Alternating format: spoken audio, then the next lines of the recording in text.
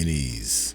Now, you could call this week's episode of Severance a change of pace that borders on the surreal, because in this episode, MDR finds themselves on a field trip of sorts. Woe's Hollow is the title, and in this episode, we're gonna get some answers to the burning question about Heliar. And while we're at it, we might as well get into some more weird Keir Egan lore. But before it's all said and done, someone is getting voted off the island. But before we begin, this video is spoiler heavy, so please be advised. And a big shout out to the channel patrons, the executive producers of this little outfit. Also, I'd like to give a welcome to the newest channel patrons: Larry Friedberg, Pamela Hoffman, Chris Thoss R, I hope I'm saying your name correctly, Old Man Many Skins, Amanda Eastwick, CG Matter, Mr. Obligatory, MX Underhill, Max Hahn, Ashley, Ledge, Paranoia Rodeo, La Mancha, and Damian Dennis. I just want to say thank you so much for making the choice to support what we do here. I can't thank you enough. Look for your names in the closing credits of every video going forward. That crinkling sound you hear means it's time to dive. So this episode opens up with a bit of a surprise. We hear the elevator ding noise as Irving opens his eyes and finds himself in the wilderness, standing in the middle of a frozen lake. Irving calls out for help, and he gets a response from Mark, who is on a cliff overlooking Irv's frozen lake situation. Neither of them has a clue as to what's going on, so Irv starts making his way up the hill towards Mark on that cliff. Now along the way he runs into Helly, and we get that awkward feeling again. Something is off about the way she enters the shot, and Irving hints to us that he's still holding on to some lingering suspicions about her. Now when the two make it to Mark's location, Dylan pops out of the bushes and everyone is accounted for. Now while they're trying to figure out what's going on, they hear a bossa nova keyboard version of that weird Keir song that Miss Cobell loves so much, but it's playing on a TV by the cliff's edge. Now everything about this setup says Milchick was here, but I'm baffled as to how they pulled this off in the first place. The fact that the elevator ding is still heard, the usual audio cue that we associate with them arriving on the 7th floor, well, we still hear it, and I'm wondering if that's for us or do the innies hear that too. Might be something to take note of. So anyway, Mark plays the tape and we're greeted by a pre-recorded video of Milchick, and he's explaining that this scenario is part of a project meant to get the innies out of the office and on a field trip of sorts. Note that the way Milchick explains it, he almost gives the impression that this new change might be coming from outside pressure on Lumen to reform the way they treat the innies. Now, this place is called Dieter Egan National Forest, named after Keir Egan's alleged twin brother. And if MDR wants to learn more about this Dieter character, they'll have to acquire the 4th Appendix, a text supposedly written near the end of Keir's life. Again, allegedly. Milchick claims that the book is forbidden on the 7th floor, but they can get their hands on it if they find the place called the Scissor Cave, where the text is waiting for them. This is supposed to be the sacred place where Keir first tamed the 4 Tempers. Either way, this Ortbo trip is designed to increase the team morale while pushing Lumen Company propaganda. The best part of this whole thing is that the innies have to navigate the wilds to reach their destination by following the direction of these creepy doppelgangers along the path. It really feels like Lumen can't do anything without being as creepy as possible. I mean, a sign would suffice here, but nah, we gotta do this the Lumen way. MDR starts their trek through the woods looking for this Scissor Cave for what seems like a few hours, but they do spot another creepy lookalike that points them to a narrow passage where they do find the book posted on a wall, and Helly immediately opens it. This is when we learn that Dieter was Keir's twin brother, hence Lumen's use of the body doubles. Now the crew keeps moving, but the lines from the book are fed to us in the meantime. According to the story, a young Keir and his brother decided to head off into the woods against his better judgment to reach a place called Woe's Hollow, and this Ortbo field trip is supposed to have MDR retrace his footsteps. Apparently, Dieter had a habit of, in the middle of the night, so this one night he snuck off into the woods to handle that while Keir listened. Yeah, this is around the time when MDR spots Dylan's body double, right before the scene where Mark is talking to Helly while a suspicious Irving watches from a distance, and we can feel the drama beginning to build between these two. Not long after this, Irv starts asking questions about her to Mark, and Mark thinks that Irv is way off base. Irving accuses Mark of being blinded by his affections, but Mark claims that this isn't the case. And then they spot what they think might be a dead seal on a mountain creek. This was the most left field event of the episode, and I can't imagine why this is here.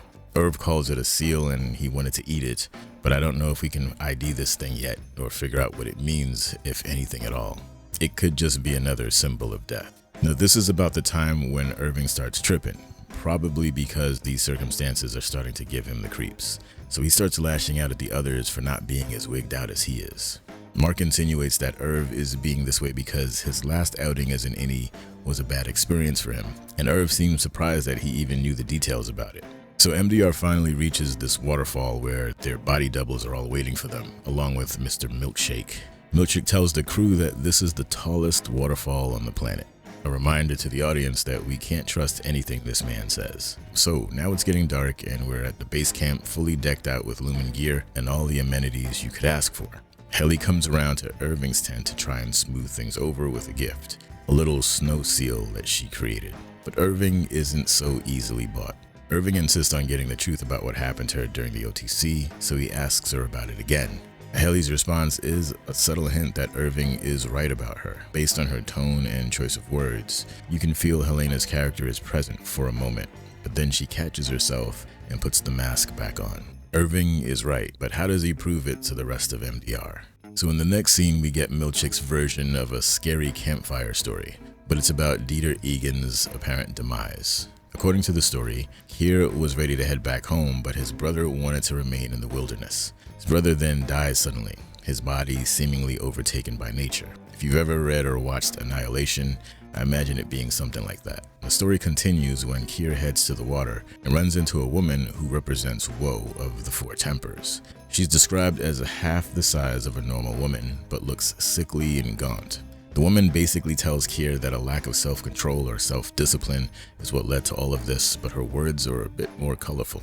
It makes me wonder if Dieter was a real person at all. If this sounds more like a fairy tale or a cautionary tale about the dangers of giving into one's carnal desires without restraint. Dieter might represent a shadow or darker side of Keir, and the death of that darker side is likened to him conquering the weakness. Anyway, everyone is thoroughly creeped out by Milchick's story except Helly, who can't hold back the laughter. Now that we know this is Helena Egan, we have to ask what her laughter means in this scenario. And we might assume she's laughing because she knows the story isn't true at all. Helly is Egan royalty, so she probably knows a thing or two about the family tree. She's probably laughing because this story is bunk, but it's also quite hilarious. So while she and Mark are cracking up at the ridiculous story, Milchick is giving her that look you get when you know you messed up. So you know what that means. The marshmallows are officially canceled, because marshmallows are for team players.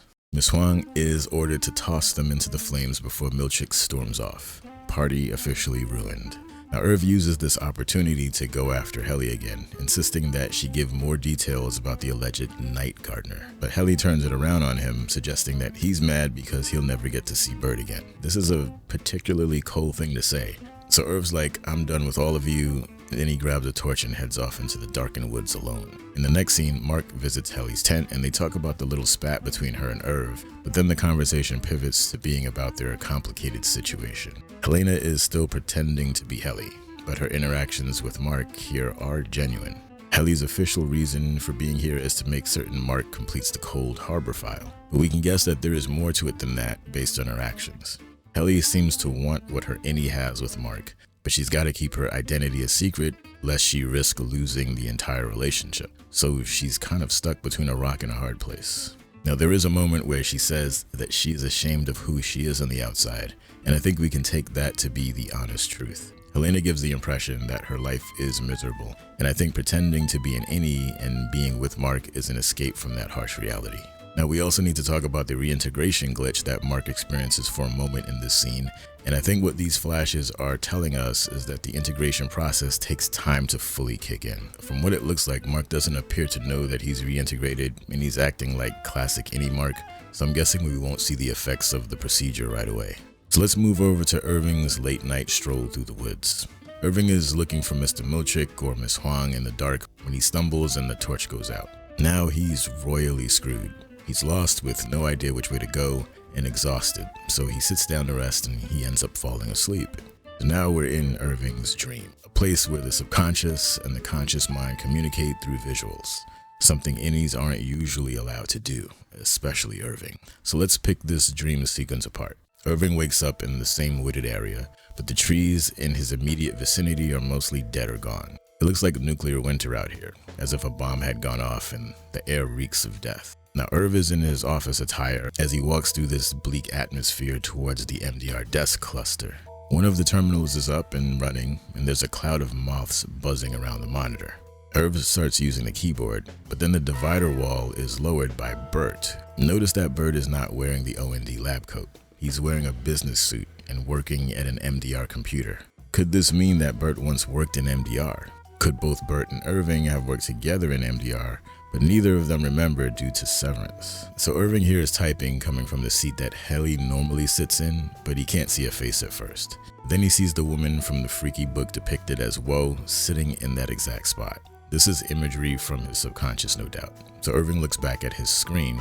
We notice that along with the reverse contrast color scheme, the numbers are moving around on the screen on their own. At first, the numbers are limited to 1, 4, 5, and 7, but then it changes and we start seeing letters appear. The letters are G, A, N, and E, and then we start to see eyes and what looks like a face within the pattern.